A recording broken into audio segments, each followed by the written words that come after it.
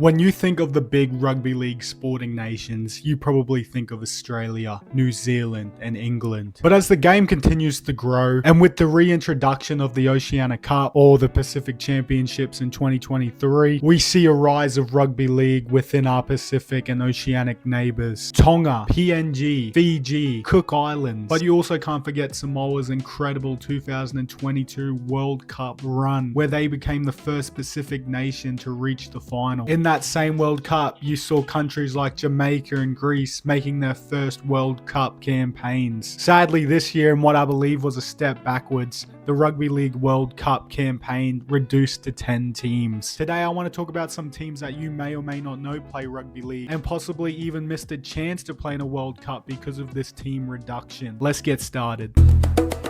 Now, it's safe to say when you think of South Africa, you're thinking of the Springboks. You're thinking of rugby union. But just last year, South Africa competed in a World Cup qualifier against the Cook Islands, which they sadly lost. This was a shot at a World Cup campaign, which they haven't been in 26 years, with their second and final appearance being in 2000. The South African International Rugby League team was formed in 1962. It wasn't until a year later in 1963 where the team really established themselves, having an historic yet ambitious tour of Australia and New Zealand. It wasn't really until the 90s when things started to change for South African Rugby League. The 1995 World Cup saw 4 teams making their tournament debut: Fiji, Tonga, Western Samoa, and South Africa. And I gotta say, South Africa were thrown in the deep end in this World Cup, being put in Group A with the likes of Fiji, England, and Australia, losing all 3 group matches, and all pretty comfortably too. South Africa once again found themselves in their second World Cup in 2000. This tournament saw them in what you could say was an easier yet still competitive group stage, but sadly in their first game against Tonga they got beat 66-18, and then they went on to lose all their remaining group games. So yeah, that was a bit of history for South Africa in their 2 World Cup campaigns. Following the 2000 World Cup, over the years South Africa would find themselves playing friendlies, 2-match series, and qualifiers for the 2013, 2017, and 2021 World Cup. The Norwegian National Rugby League team was formed in 2008. They would play their first representative match in 2009 against the Great Britain Pioneers in a 9-a-side format. Sadly, Norway lost this game 24-0. But just a month later, on the 22nd of August, they would play their first international match against Denmark in Copenhagen. In this match, they won 28-26.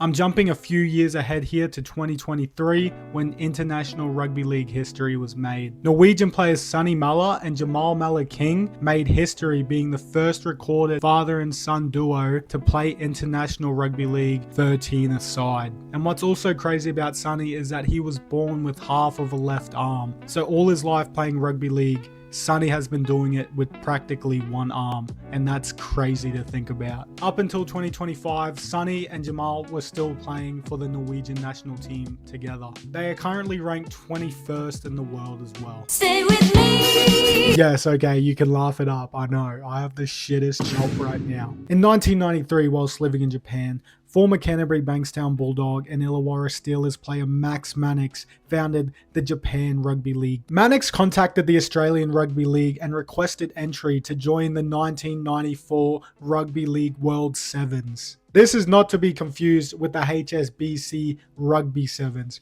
Whole different sport, whole different code, whole different tournament and everything. For a bit of context, the Rugby League World Sevens was a very popular pre-season tournament played from 1988 all the way to 2004. Like its name, it was literally just a 7-a-side rugby league game. It was essentially a predecessor to the 9s format we know today. After a 5-month building period to prove that he could field a team for this competition, Max, with the help of his brother Greg and Masasuke Wabe, they would invite rugby union players to come try league. Numbers slowly grew week by week. Training sessions took place in the banks of the Tama River on the outskirts of Tokyo. In September of 1993, Japan received an official invitation to join the World Sevens. In 1994, this event would provide Japan with its first taste of rugby league. Japan would play games against Tonga, Great Britain, and Russia. Although Japan Japan lost all 3 of their matches, they would prove to be a crowd favourite, and they were invited to return in 1995. In 1996, the first 13-a-side team would be formed, and this would be through the Japan's university national team. They would compete in the 1996 University World Cup.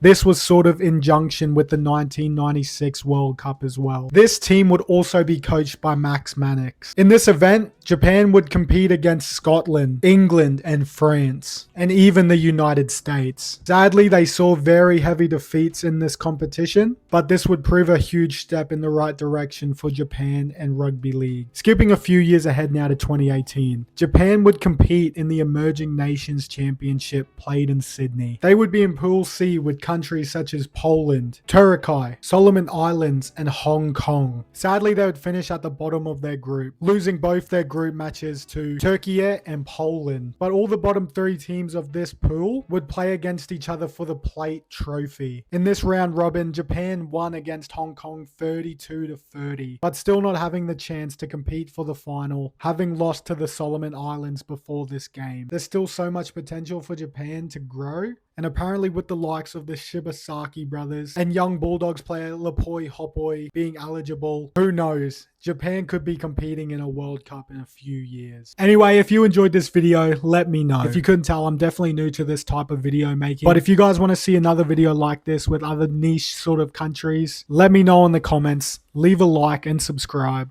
And even if you didn't like it, if there's more I could do, please let me know as well. Thank you guys again for watching, and peace out.